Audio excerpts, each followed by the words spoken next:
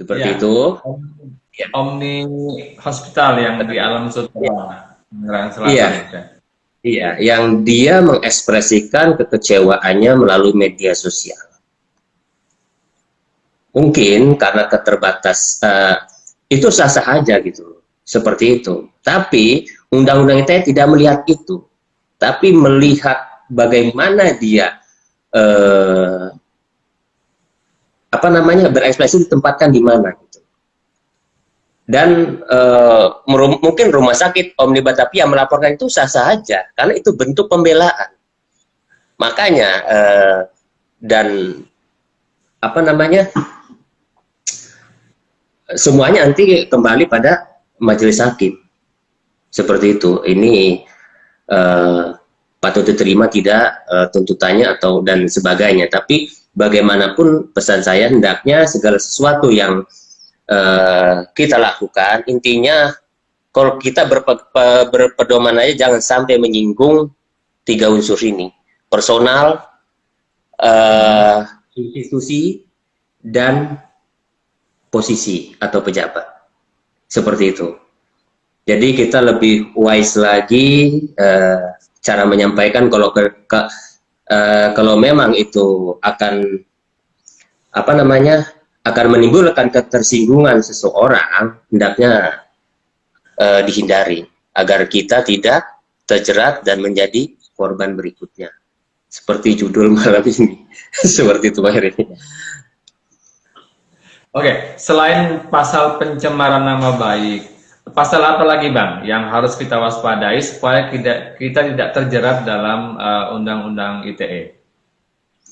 Sebenarnya banyak sekali pasal dalam undang-undang itu ada terkait kekerasan, apa namanya terkait ujaran kebencian, terus asusila, seperti itu banyak sekali. Tapi yang paling banyak menelan korban ini Ya, pasal 2 ayat 3 ini, karena di situ apa namanya sudah dijelaskan setiap orang dengan sengaja tanpa hak mendistribusikan, mentransmisikan, membuat suatu konten atau apa namanya yang mudah diakses ataupun dokumen yang berisikan pencemaran atau penghinaan seperti itu. Dan itu cakupannya sangat-sangat besar. ya. Jadi terutama bahkan mungkin yang terjadi saat ini seperti yang terjadi pada Ustadz Maher itu sebenarnya bisa dikenakan Undang-Undang 27 ayat 3. Cuma kepolisian mengambil pasal 28 ayat 2. Kenapa? Karena hukumannya jauh lebih tinggi, 6 tahun. Karena di situ juga masuk seperti itu. Padahal di Undang-Undang Nomor 27 pun masuk karena terkait penghinaan, pencemaran nama baik seorang Habib ya, seperti itu. Oke Bang, dalam konteks apa video tak senonoh atau video sure atau video hot yang sudah beberapa kali apa terungkap. Nah, yang paling krusial kalau menurut Bang Jainuddin proses pembuatannya atau proses pendistribusiannya yang akan apa dijerat lewat Undang-Undang ITE. Iya, kalau kesusilaan sendiri itu masih pasal 27 juga tuh ayat 2. Tapi yang jelas dalam Undang-Undang ITE ini jelaskan apa namanya mendistribusikan. Mendistribusikan itu artinya mentransfer video tersebut disebarkan melalui media sosial seperti WA dan sebagainya. Juga mentransmisikan itu bisa diartikan dia apa namanya memberikan atau men-share dokumen atau video itu mulai dari orang per orang. Jadi secara individu, Mas Edi. Jadi cuma dia mungkin tidak satu orang. Jadi untuk beberapa orang. Jadi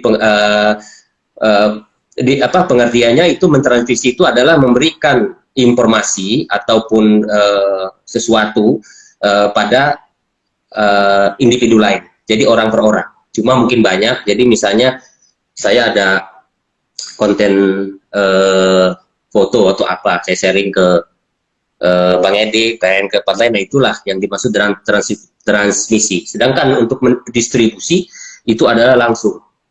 Seperti kita taruh di Facebook, taruh di WA group.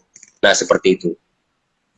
Sedangkan kalau untuk membuat, jelas ini apa namanya, si pembuat video itu sendiri. Dan hukumannya sama. Seperti itu kan. Karena ini sudah dijelaskan dalam Undang-Undang ITE nomor 27 ini dengan setiap orang dengan sengaja. Unsur dengan sengaja dan tanpa hak mendistribusikan, ya, mentransmisikan ataupun membuat suatu konten yang mudah diakses. Misalnya dia itu taruh di YouTube atau di Mas, seperti kemarin kan ada tuh ikan asin. Nah, itu membuat konten yang bisa diakses juga, termasuk yang menyebarkan, semuanya itu akan sebenarnya akan kena. Bahkan misalnya orang yang nggak mengerti apapun, tiba-tiba dia dapat, terus dia share lagi, itu juga kena. Kalau mau diproses, seperti itu Bang. Kan ini kan sebenarnya cuma yang dicari oleh pihak kepolisian itu, siapa yang pertama menyebarkan, istilah seperti itu kan. Tapi ujungnya yang buat juga akan kena gitu loh. Cuma kan pasti akan diselidiki lebih jauh. Ini memang ada faktor kesengajaan. Dia mau membuat itu untuk apa? Itu nanti proses penyelidikan nanti yang menentukan. Tapi yang pasti saksi ahli juga di sana menentukan. Saksi ahli bahasa dan sebagainya terkait video mungkin nanti dicek kebenarannya itu kan nanti di lab juga seperti itu.